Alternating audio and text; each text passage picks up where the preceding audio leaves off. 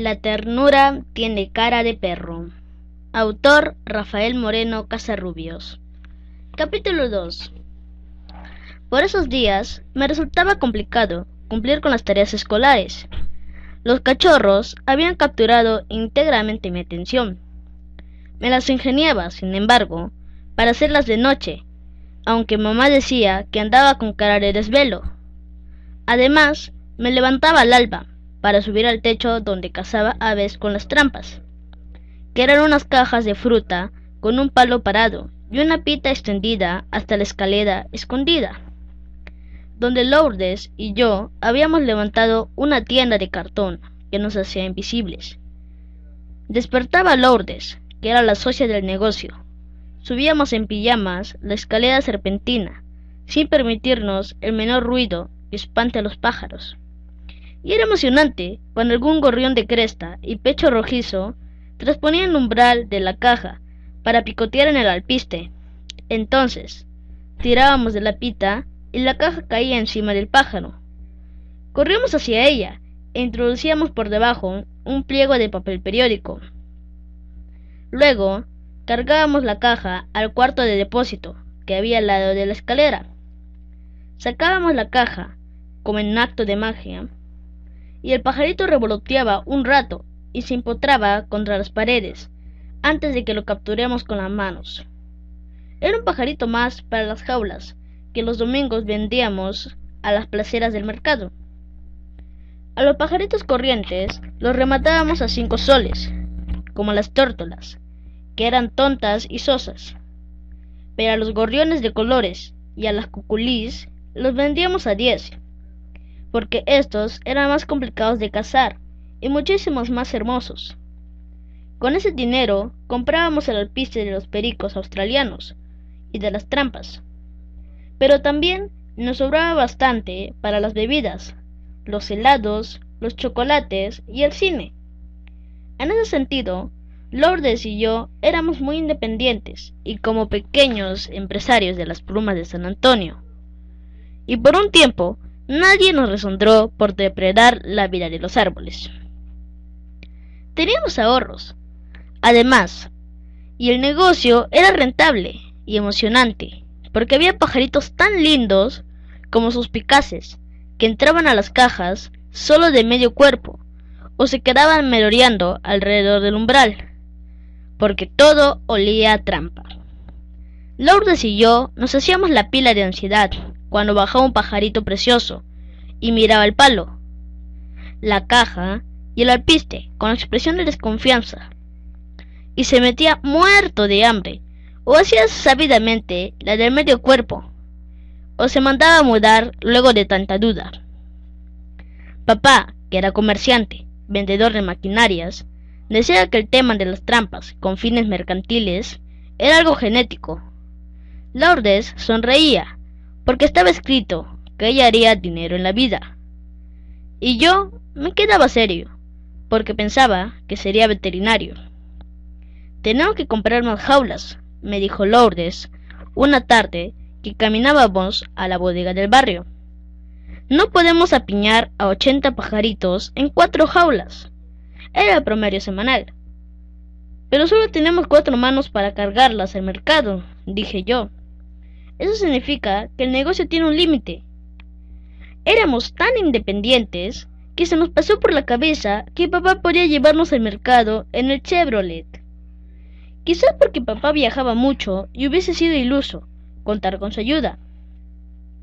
La muchacha Marcelina andaba siempre ocupada en la cocina o desempolvando los muebles bajo órdenes de mamá, y Ricardo y Marilú nos llevaban 5 y 6 años y estaban demasiado grandecitos para hacernos caso con eso de cargar las jaulas al mercado de Surquillo. 80 pajaritos para vender el domingo es más que suficiente, sentencié.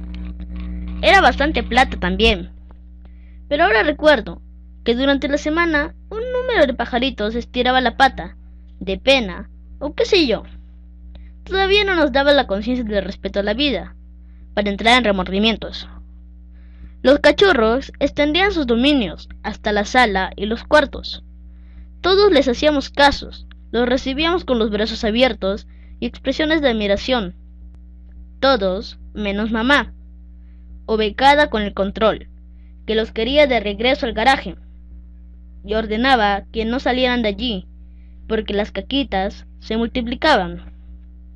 Marcelina renegaba de que era demasiado limpiar, señora, y Lourdes y yo recogíamos todo con una espátula y limpiábamos el piso con unos trapos húmedos, que sumergíamos luego en baldes de agua con lejía. Ya en el garaje, los cachorros sollozaban y gruñían porque preferían corretear por la casa, morder las patas de las sillas y saltar en los sillones de terciopelo. Cuando veíamos televisión y mamá nos dejaba tenerlos allí un ratito, a mí me gustaba especialmente uno de pelo dorado que se prendía de la basta de mi pantalón para que lo arrastre por toda la casa, y cuando me desprendía de sus dientecitos, se tiraba hacia atrás y gruñía, porque el juego del perrito furibundo no había terminado. Era inagotable, como un juguete a pilas, y le encantaba gruñir insistentemente en series de 3.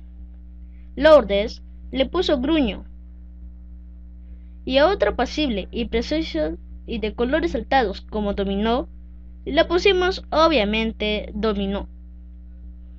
Había también una perrita de pelaje encendido, que yo hubiera querido quedarme, pero era táctico que su destino estaba en otras manos. A Lourdes y a mí nos dolía desprendernos pronto de ellos. A los 2 meses ya tendrían que tener una casa, y decíamos que íbamos a conseguirles dueños cariñosos y con recursos. Algo preocupante ocurrió el mes. Los cachorros contrajeron un resfrío de la reflauta. El garaje tenía, en lo alto, unas rendijas por donde penetraba el frío del invierno. Estornudaban, chis, chis, chis, y temblaban todito, por más que se metían bajo el lomo de la princesa, que andaba pasmada y siempre con una expresión que a mí me parecía de súplica. Lourdes fue la primera en darse cuenta de que los cachorros habían empezado a enfermarse, y mamá tuvo que telefonear a una veterinaria que mandó a un doctor con un botiquín. Era un señor vestido de guayabera blanca, muy propio él, que tenía sus términos. Luego de tocarles la nariz y revisarles la garganta con una laringoscopia, dijo lo evidente: resfrío, y a esta edad es peligroso. Tenemos que inyectarles una vacuna y darles una tableta 2 veces al día, que les puede generar estragos en el estómago, desarreglos, y si algo así sucede, les dan esta otra tableta que detiene la diarrea. Y si la diarrea no baja, los tienen que traer a la veterinaria para internarlos de emergencia. Tienen además que sacarlos del garaje, porque el recinto es muy frío, dijo como ordenando. Arroparlos con chompas de lana hasta que se sanen. Dijo mamá. Y si algo sale mal, llaman inmediatamente al número de esta tarjeta. Le puso su vacuna a cada uno de los cachorros, con una jeringa que originó gruñidos y llantos. Luego nos extendió sus honorarios en un recibo crema, y yo volteé la vista de la mirada de mamá. Antes de retirarse, el doctor dijo: el lugar más caliente es el cuarto de los chicos.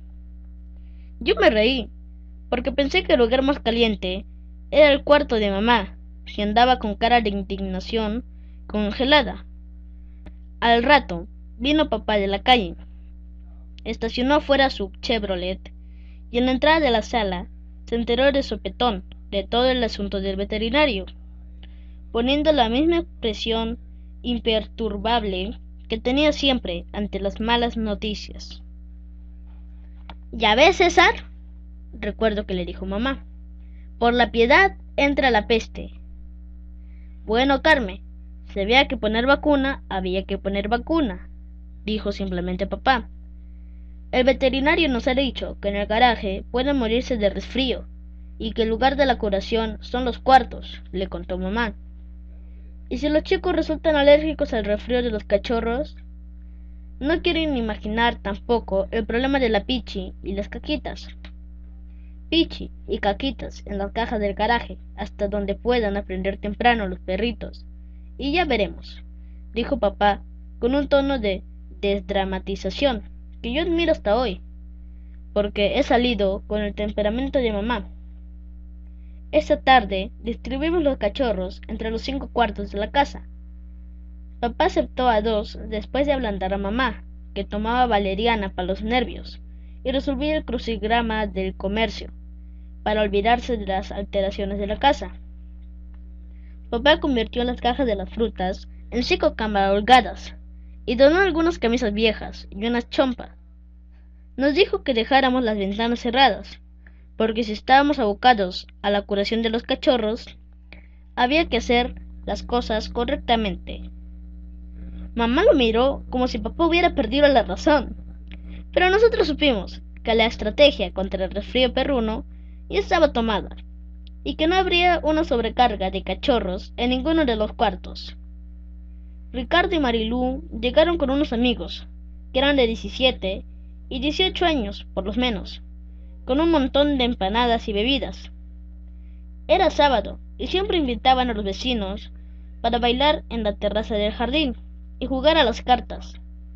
Entonces, papá nos convocó a los 4 a su cuarto, y nos prohibió que contáramos a nadie que teníamos una camada de perra perdida en la casa y con resfrío peligroso.